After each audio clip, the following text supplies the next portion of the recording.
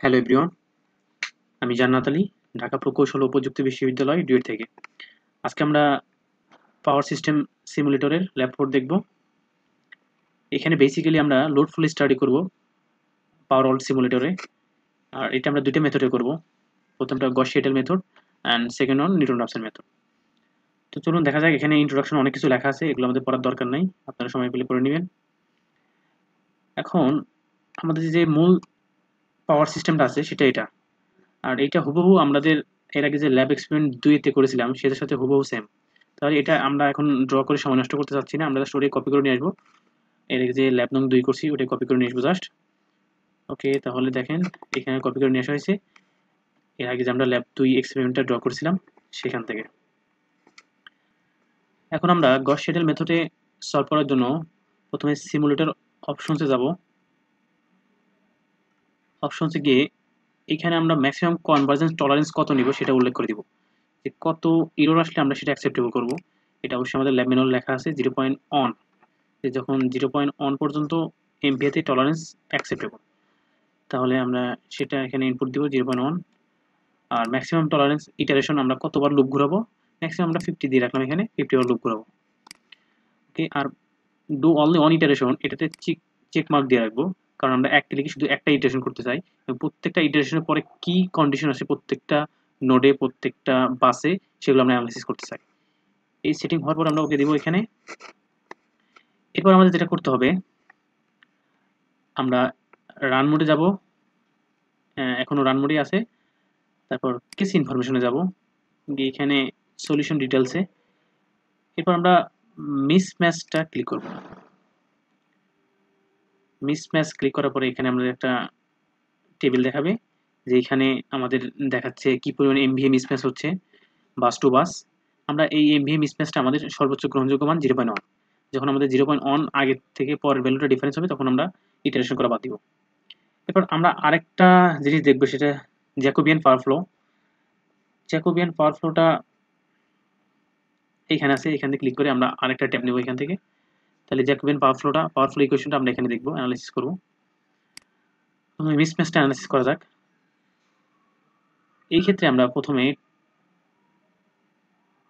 টুলসে যাব, আমরা সরাসরি এটা রান দিব না, এটা সলভ দিয়ে প্রথমে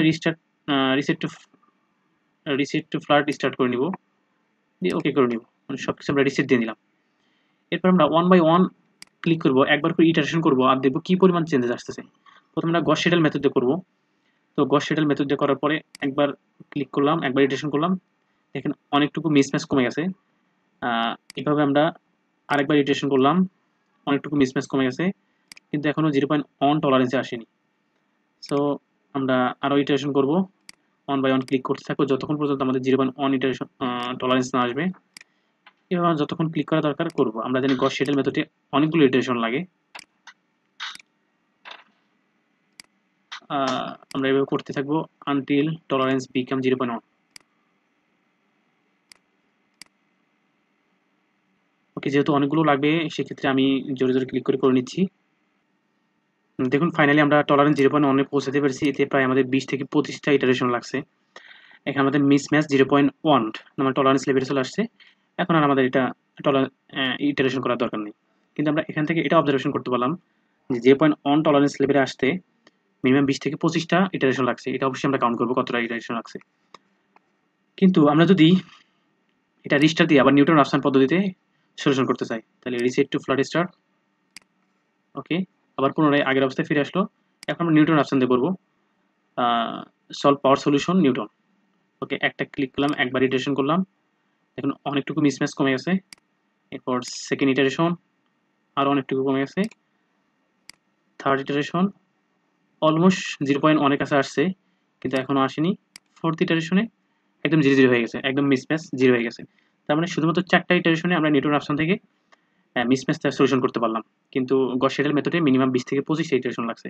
এখানে পাওয়ার ফ্লো জ্যাকোবিয়ান পাওয়ার ফ্লো ইকুয়েশন আছে, জ্যাকোবিয়ান পাওয়ার ফ্লো ইকুয়েশন থেকে আমরা দেখতে পারবো কীভাবে পাওয়ারটা ফ্লো হচ্ছে। আর ফাইনালি আমরা এটা লগ দেখবো, লগ মানে এটা আউটপুট লগ, মানে কীভাবে স্টেপে সলিউশনগুলো করলো সেইগুলো প্রত্যেকটা ধাপ এখানে লেখা আছে। তো আমরা রান মোডে গিয়ে টুলসে যাব, টুলসে গিয়ে এখানে লগ আছে, লগ আউটপুট, এখানে ক্লিক করবে, এখানে প্রত্যেকটা ধারাবাহিক বর্ণনা লেখা আছে, কতবার ইটারেশনের পরে কত সেকেন্ড সময় লাগছে এবং কোন বাসে কি পরিমাণ মিসম্যাচ আসছে। এখানে অনেকগুলো ডাটা আছে, 30-40টা বেশি, সব সাজানো আছে। তো এটাই ছিল লগ আউটপুট, যেটা আমাদের ল্যাব ম্যানুয়ালে কাঙ্ক্ষিত চেয়েছিল। তো আজকের এক্সপেরিমেন্ট এই পর্যন্তই। আশা করি সবাই বুঝতে পারছেন। সকলকে ধন্যবাদ।